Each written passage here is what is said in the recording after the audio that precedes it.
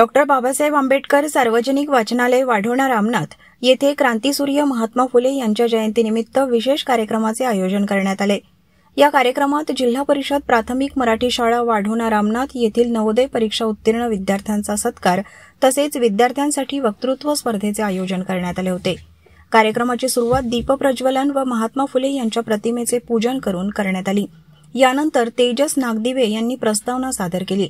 आपल्या प्रस्तावनेत त्यांनी वाचनालयाच्या माध्यमातून गुणवंत विद्यार्थ्यांचा व एमपीएससी मार्फत निवड झालेल्या विद्यार्थ्यांचा सत्कार सातत्याने घेतला जातो, यामुळे इतर विद्यार्थ्यांना प्रेरणा मिळते असे सांगितले।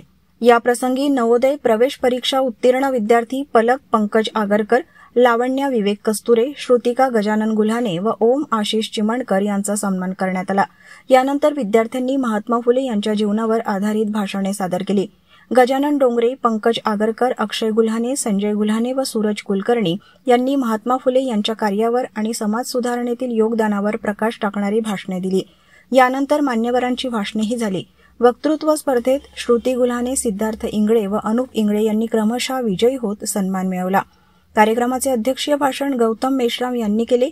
उमेश वासनिक यांनी कार्यक्रमाचे संचालन केले, तर आभार प्रदर्शन सूरज कुलकर्णी यांनी केले। या कार्यक्रमास ग्रामस्थ, समाजबांधव, शाळेचे शिक्षक, गावातील अधिकारी व प्रतिष्ठित नागरिक मोठ्या संख्येने उपस्थित होते।